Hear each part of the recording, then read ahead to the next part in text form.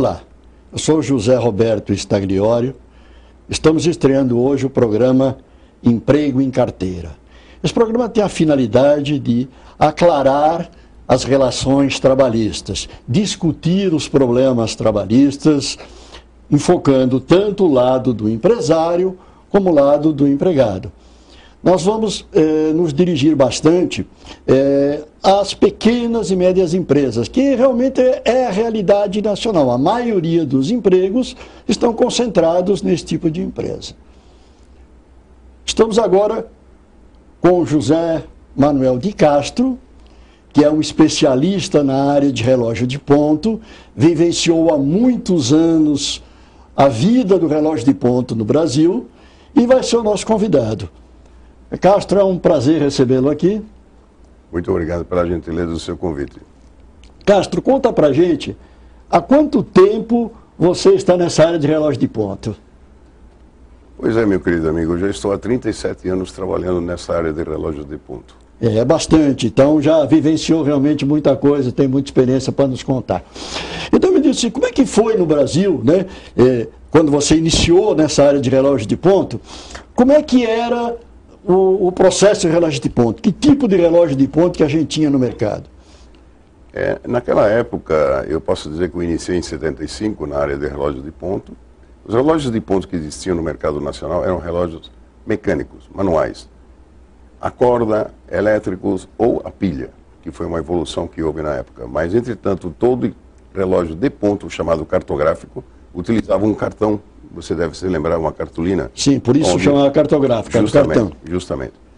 E é onde o funcionário, o empregado, vinha e marcava aquilo. Aquilo era um problema seríssimo para o pessoal de RH. Porque imagine você, uma empresa que tivesse 100, 200 funcionários, controlar o ponto, melhor dizendo, através desses cartões todos. E como é que eles faziam? A partir do cartão de ponto, como é que era feito o fechamento do ponto para encaminhar para a folha de pagamento? Conta para a gente. Imagine a quantidade de pessoas que era necessário ter à disposição do RH para fazer a compilação daquilo tudo. A somatória era feita totalmente manual, essencialmente manual. Tudo manual. E havia umas máquinas de escrever, você deve se lembrar, com um carro imenso, onde se colocava uma ficha imensa e a pessoa ia digitando, ou melhor dizendo, datilografando.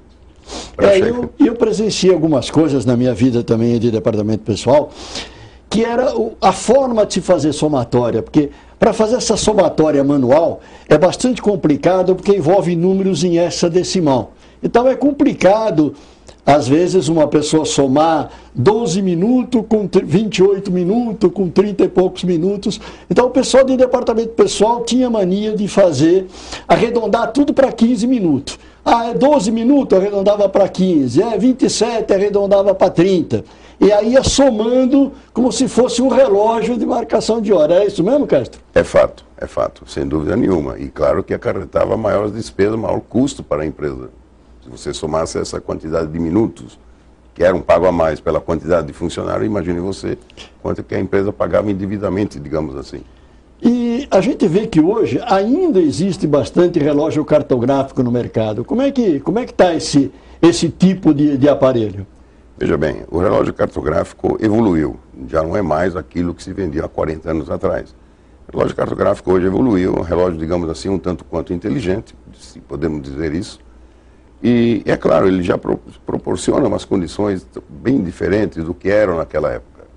Mas esses relógios hoje são utilizados por pequenas e micros empresas, porque não se admite, não se pode se conceber que uma empresa, volto a dizer, uma empresa que tenha 100 funcionários ou 200 funcionários, venha adotar um relógio cartográfico. Isso é retroceder, isso é uma coisa impossível, pura e simplesmente, de fazer com que uma empresa de 100 funcionários utilize um cartográfico. Para uma empresa de 10, 15 funcionários, tranquilamente, sem problema nenhum. O relógio de ponto eletrônico, né, que já existe há bastante tempo, como é que funciona? Que tipo de relógio? Quando que apareceu esses relógios eletrônicos? Como é que funcionavam? Os relógios eletrônicos informatizados, melhor dizendo, que são exatamente os relógios que existem hoje, apareceram aqui no Brasil em 1980 exatamente. E daí para frente, é claro, houve uma evolução desses relógios de ponto informatizados, que utilizavam crachás de código de barra, ou até então na época magnéticos, que abandonam o magnético. mas passou a utilizar o código de barras. Um crachá onde o funcionário marcava o seu ponto, essa informação era gravada em memória, que era enviado posteriormente para um software de tratamento de ponto, que por sua vez era encaminhado para a folha de pagamento. E o que aconteceu agora? Quer dizer, a legislação mudou, né?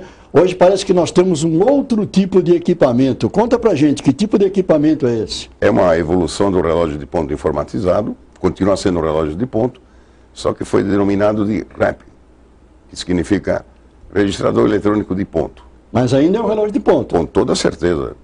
E o que acontece? Esse relógio é exatamente, o princípio é o mesmo. O que muda é uma questão de segurança que o Ministério do Trabalho e do Emprego exigiu dos fabricantes para que se oferecesse uma segurança maior para o empregador e para o empregado. É aquele tal que emite o ticket? Justamente. O processo é o mesmo, a pessoa utiliza ou a biometria, ou utiliza um código de barras, um cartão de código de barras, essa informação vai para a memória do equipamento, entretanto, no momento que o funcionário marcar o ponto, o relógio emite um ticket, comprovante da marcação do ponto do funcionário. Ok. E o que está acontecendo com esse mercado hoje? Parece que nem todo mundo está aderindo ao relógio de ponto eletrônico, esse novo relógio, o REP. O que está acontecendo com o mercado? O que acontece no mercado é aquilo que a gente costuma dizer, é uma particularidade da nação brasileira, deixar tudo para a última hora, lamentavelmente é fato. Como o governo determinou que até setembro é a data limite para todas as empresas que adotarem o sistema de relógio de ponto informatizado se adequarem à nova regra, então o que acontece é que o mercado, de maneira geral, está um tanto quanto acomodado, esperando justamente... Esta última data é setembro agora, né? Então agora, acho que com toda certeza, nos próximos meses vai ter uma movimentação muito grande aí na parte comercial do relógio de ponto. Penso que sim, acredito que sim e espero que sim, com toda certeza. Só falta você dizer para a gente quem é que ganha com esse novo relógio de ponto, o empregado ou o empregador? Ambas as partes, com toda certeza, ambas as partes. Pelo que parece, na verdade, ele vai fazer justiça para quem trabalha corretamente. Sem sombra de dúvida. Então tá bom. Fico muito feliz em tê-lo recebido, foi um prazer. Eu que lhe agradeço a oportunidade. Vamos agora para um pequeno intervalo comercial. Estamos de volta com o programa Emprego em Carteira. Vamos abordar um tema bastante complicado, que é as férias dos funcionários. Mais do que isso, a remuneração das férias. Há um problema de entendimento que acontece com todo mundo que sai de férias, ou pelo menos com a grande maioria dos empregados trabalhadores. Quando o pessoal sai de férias, né, recebe uma verba chamada férias, mais um terço, e ainda se estiver próximo do recebimento de salário que ele teve, ele pega uma bolada na mão, né, e vai sair aí para suas férias e vai gastar em viagem, com o seu descanso. Só que quando ele volta de férias, vem a grande surpresa. No próximo pagamento ele não recebe quase nada, e em certas situações até nada. Então o que acontece? Como é que se explica isso? Por que isso acontece? Isso acontece porque o pessoal não entende, não é aclarado, não tem conhecimento do que é que ele está recebendo. Na verdade, existe uma verba chamada férias que ele recebe, que na verdade ela não está ganhando um dinheiro de férias, ela não passa de uma antecipação de salário por conta das férias. Quer dizer, o salário que ele ia receber no mês seguinte, ele acaba recebendo quando sai de férias, com outro nome, com o nome de férias. Ele acha que então esse dinheiro é dele, ele vai gastar, vai aproveitar, e não é verdade. Esse dinheiro é só uma antecipação do salário dele por conta das férias. Isso gera um problema enorme. Quando ele volta, ele não tem dinheiro, aí não trabalha direito, aí vai levantar empréstimo, gera 1000 problemas para o trabalhador. Então, o que a gente quer mostrar é que, na verdade, o que ele ganha a mais, o que é acréscimo, não é as férias, é o 1/3 das férias. É apenas esse dinheiro que é a mais no bolso dele. O que ele pode ter também a mais é quando ele vende os 10 dias, na verdade, o que a gente chama de abono pecuniário, quando ele tira 20 dias de férias e vende 10 dias, ele vai trabalhar 10 dias, aí ele ganha mais um terço de férias, quer dizer, mesmo que ele tenha as duas coisas, vai vender os seus 10 dias, ele tem apenas mais 2/6 de salário para receber. Bom, pessoal, nós vamos então apresentar isso de uma forma mais quantitativa, quer dizer, vamos ver número de verdade, vamos ver como é que ficam esses números. Nós vamos apresentar então para vocês uma planilha que vai mostrar esses números e aclarar todas as dúvidas. Pessoal, nós vamos então aqui mostrar a nossa planilha de cálculo de remuneração nas férias. Veja bem, a primeira coisa é que nós estamos inferindo um salário de R$1.000, um número redondo, para facilitar o entendimento. E primeiro nós vamos falar numa situação em que o funcionário ganharia sem estar de férias. Nós vamos ter que envolver 3 datas de pagamento, porque as férias depois vai envolver essas 3 datas. Então eu estou mostrando que o funcionário que no mês de julho vai receber um salário de R$1.000, depois em agosto vai receber R$1.000 referente a julho, e em setembro mais os seus R$1.000 referente a agosto. Estamos falando apenas de número bruto, não estamos levando em conta descontos de INSS nem nada. Então, nestes 3 pagamentos, a soma dos 3 é de R$3.000. Vamos ver agora o que aconteceria se ele tivesse tirado umas férias de 30 dias no mês de julho. Vamos ver o que vai acontecer com esses 3 pagamentos. Primeiro, em 5 de julho, ele vai estar recebendo o salário de junho, os R$1.000 do salário de junho. Nós aqui pegamos como exemplo umas férias iniciadas em 9 de julho. Como tem que receber as férias 2 dias antes, então lá no dia 7, ele vai receber as férias e mais um terço de férias, que vai dar 1.333. Na verdade, ele vai fazer um bolo, porque ele vai somar com o salário que ele recebeu de 1.000, vai virar 2.333, que é mais do que o dobro que ele recebe. Beleza, ele vai sair de férias, legal, bonito, cheio de dinheiro no bolso. Mas vamos ver agora quando ele volta, né? O que vai acontecer? Lá no salário que ele vai receber em 5 de agosto, que é referência julho, ele vai receber só os dias trabalhados de julho, só aqueles primeiros 8 dias, que vai dar apenas R$266. Quer dizer, vai acabar, já gerou a confusão, já explodiu a bomba.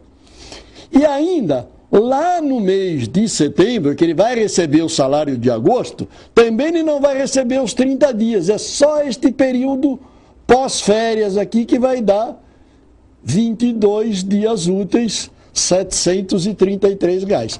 Então vocês vão ver que se a gente somar agora esses 3 pagamentos, está dando R$3.333. Uai, apenas R$333 a mais do que ele ganharia se estivesse trabalhando. Então, o que ele tem a mais, o extra, que ele pode pôr no bolso, que ele pode torrar, é apenas R$333. Se ele torrar tudo aqui quando ele sai de férias, está perdido. Vamos ver uma situação agora em que ele, em vez de tirar os 30 dias de férias, ele tirou as férias com abono pecuniário, ou seja, ele vendeu 10 dias, ele vai trabalhar 10 dias e gozar apenas 20 dias. Olha como é que vai funcionar. Mesma coisa, ele vai receber o salário de junho, aqueles R$1.000, vai receber a férias mais um terço, R$1.333, que vai dar aqueles mesmos 2.733. A única vantagem aqui é que lá no salário de agosto, referente a julho, ele vai receber aqueles 8 dias trabalhados normais, mais os 10 dias trabalhados a título de abono pecuniário, a título de vender férias, e vai então ganhar R$600. É um pouquinho melhor. Se a gente somar depois com os R$733 que ele vai ganhar em setembro, vai ser 3.666. Apenas R$666 é o que ele pode queimar, né? Então a gente vê aqui que é importante, né, que ele ganhe também a antecipação do 13º salário, senão ele vai ficar sem dinheiro nenhum. É claro que aqui a gente não está considerando nenhum desconto, é claro que se ele fez hora extra, né, o salário também vai aumentar, esse valor de antecipação de férias também vai aumentar. Se ele é comissionista e tem uma média de comissões, ela também vai somar, vai elevar esse valor. Mas é importante a pessoa saber que este salário de férias, ele não pode pôr no bolso. Ele não pode pôr no bolso e gastar, ele tem que poupar, ele tem que aplicar, ele tem que prover isso para o próximo pagamento. Bom, já vimos a planilha, já vimos que é difícil, né, trabalhar com esses números, é difícil guardar esta verba. Então vamos dar algumas sugestões. Como é que a gente pode resolver esse problema? Primeiramente, enquanto a legislação é desta forma, o que a gente tem que fazer é, se você puder, aplique esse dinheiro, aquela parte do salário, fique só com o extra e aplique aquela parte do dinheiro até o próximo pagamento, né? Peça também a sua antecipação de 13º, porque já ajuda um pouquinho mais financeiramente. Mas a minha sugestão principal, né, é que o Ministério do Trabalho modifique esta forma de pagamento. Deixe de forma opcional, ou seja, o trabalhador vai escolher se ele quer ou não receber a sua antecipação por conta das férias. E a gente vai colocar no site da Inforcomp uma pesquisa para você responder se você acha boa ou se você acha ruim essa ideia. O site da Inforcomp é www.inforcomp.com.br. Vamos agora ao intervalo comercial. Estamos de volta com o programa Emprego em Carteira. Vamos receber agora o nosso convidado, especialista em departamento pessoal, o senhor Elmo Menezes. Seja bem-vindo ao nosso programa, senhor Elmo. Prazer é meu, obrigado. Elmo, por favor, responda para a gente. Esse problema enfocado anteriormente, que o funcionário recebe uma bolada, vamos chamar assim, quando sai de férias e depois, quando volta de férias, não tem salário para receber. É verdade isso? Isso acontece mesmo, Elmo? Sim, Zé Roberto, acontece sim. Essa bolada que você se refere seria a soma do salário mensal, as férias, que é mais um salário, 1/3 da Constituição, e o 13º salário, a primeira parcela, se ele fez a solicitação em janeiro. Então, a soma de tudo isso é o chamado, o bolo que ele recebe de férias. Mas aí parece que há um engano de interpretação, um problema semântico aí. Quando a gente fala que ele recebe as férias, esse nome não está muito correto. Na verdade, ele recebe a antecipação do salário dele por conta das férias. É por isso que depois ele não tem salário para receber. É isso, Elmo? É isso mesmo. Essa remuneração de férias, ela é uma antecipação. Portanto, quando chega no final do mês, quando ele está retornando das suas férias, ele não tem nada a receber, né? E aí é que começa o problema se ele lá atrás não fez uma programação correta. E você já teve esses casos nessa tua passagem aí para o departamento pessoal? Já tivemos diversos casos, né? E como é que acontece? Conta pra gente. O que acontece, essa falta de programação do funcionário, quando ele retorna, ele tem um problema muito grande que ele usou esse dinheiro das férias para viagem, gastos, pagamento de dívidas, enfim, uma série de coisas. E ele não se programou para o retorno das férias, ele tem todos os seus pagamentos mensais, né? Então isso faz com que ele gaste esse dinheiro antecipadamente também, já que ele recebeu antecipadamente, e no seu retorno ele fica sem dinheiro e aí começa algum problema financeiro. Mas ele não sabe disso, quer dizer, o funcionário não sabe que quando ele recebe as férias, ele está recebendo uma antecipação do salário, que o que realmente vai somar no bolso dele é apenas 1/3? Ele sabe, mas na realidade ele não tem a consciência exata do uso desse dinheiro, né? Então, por isso é que acontece várias situações de mau uso do dinheiro das férias, já que ele é uma antecipação. E aí, quando ele volta, na prática, o que acontece? Qual é a confusão que vai gerar quando ele volta sem dinheiro pós-férias? A confusão que vai gerar é que quando ele pegar o seu olerite no final do mês, ele vai ver ali muitas vezes, se ele tirou, vamos supor, 30 dias de férias, ele vai ver um 0 no olerite dele. E isso vai dar uma preocupação muito grande, porque normalmente ele espera um recebimento no final do mês. E aí, o que ele faz? Chora, pede adiantamento? Ele chora, pede adiantamento, ele vai no banco fazer empréstimos, aí começa uma série de tentativas, né, de suprir a falta desse dinheiro de alguma maneira. Isso é prejudicial tanto para a empresa como para o empregado, porque ele não está com cabeça para voltar ao trabalho, ou está? Não, ele estaria descansado mentalmente, porque ele tirou férias, descansou. Mas esse problema financeiro vai fazer com que ele não tenha essa facilidade, essa cabeça tranquila para que ele retorne ao trabalho, ou seja, ele tenha recarregado as suas baterias. Isso não vai acontecer, porque a preocupação vai ser muito grande e não vai estar focado para a volta do seu trabalho. Eu tenho uma sugestão que a gente colocou, que eu acho que a princípio tinha que mudar o nome desta verba. Porque quando ela sai lá na folha de pagamento, férias, o cara acha que está ganhando realmente aquelas férias. E não é verdade, é uma antecipação de salário. Eu sugiro que mude o nome dessa verba para antecipação de salário por férias. O que você acha dessa ideia? Eu acho que a ideia é boa, mas eu acho que somente a ideia, ela não vai trazer fruto para esse trabalhador. Eu acho que tudo. Com a ideia e com alguma orientação a mais, né, eu acho que aí sim poderia ter um fruto melhor. O que você sugere? O que você acha interessante para a gente resolver esse problema na empresa? Eu acredito que com uma boa orientação para os funcionários do que é uma férias, o que ele está recebendo, o que ele vai receber ou não receber quando ele retornar, para que ele se faça uma programação certa, correta. Ele não use mais do que ele deva usar e não gaste mais do que deva gastar. E como é que a gente vai fazer esta orientação? Você acha que a empresa poderia, por exemplo, fazer uma divulgação, fazer uma palestra, fazer alguma coisa dentro da empresa para informar a todos? Ou o negócio é chamar um por um no dia que ele vai sair de férias e reforçar, amigo, cuidado, você não vai ter dinheiro quando você voltar. Como é que você vê isso? Eu acredito que uma orientação mais ampla a todos os trabalhadores da empresa seria uma saída melhor. Por quê?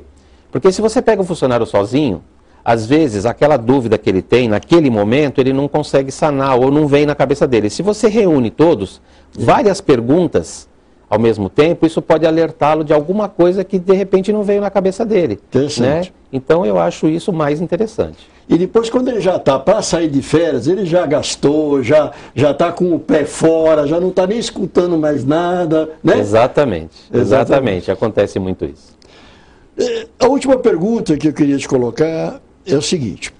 A gente fez uma sugestão também de que esta verba que a gente está chamando agora de antecipação de férias, estamos apelidando a verba férias de antecipação de salário por conta das férias, ela devia ser opcional. Ou seja, se a pessoa sabe que ela não vai ter o seu salário de volta, e se ela receber esse dinheiro, ela não tem nem experiência de como guardar, de como aplicar esse dinheiro. O que você acha, então, de ser opcional? Aquele funcionário que sabe que ele vai acabar gastando esse dinheiro, se enroscando, que ele opte por não receber. E vai receber no dia 5 do mês seguinte como salário normal e não se enrosca. O que você acha dessa ideia, Elmo? É uma ideia a ser estudada, né? Então, como eu falei atrás, se você tem uma orientação, se você passa essa orientação para o funcionário, ele vai ter uma condição melhor do aproveito desse dinheiro das suas verbas de férias. Uma outra saída que eu acho que pode ser também, ao invés de você não efetuar o pagamento dessa antecipação, você fazer no retorno das suas férias o pagamento da primeira parcela do 13º. Ao invés de ele receber isso junto com as férias, ele receberia suas férias normais com, como nós estamos dizendo, com uma certa orientação, né? Sabendo, deixando bem claro que na volta ele não terá nada para receber, ou alguns dias somente. E ele tendo essa ajudinha da primeira parcela do 13º lá. Quer dizer que o que você sugere, na verdade, o funcionário também pode pedir a primeira parcela do 13º, o que ajuda bastante nesse problema financeiro. A tua sugestão é que ele não receba junto com as férias e sim no seu retorno. No seu retorno, porque ele teria alguns dias a receber, mas 50% do seu salário como a primeira parcela do 13º salário. Eu acho que isso ajudaria bastante. Bom, pessoal, estamos encerrando o nosso primeiro programa Emprego em Carteira, esperando que ele tenha sido útil para todos, tanto os trabalhadores como os empresários. E lembramos a todos daquela pesquisa, para você responder se concorda ou não com a ideia de que o adiantamento de férias seja opcional.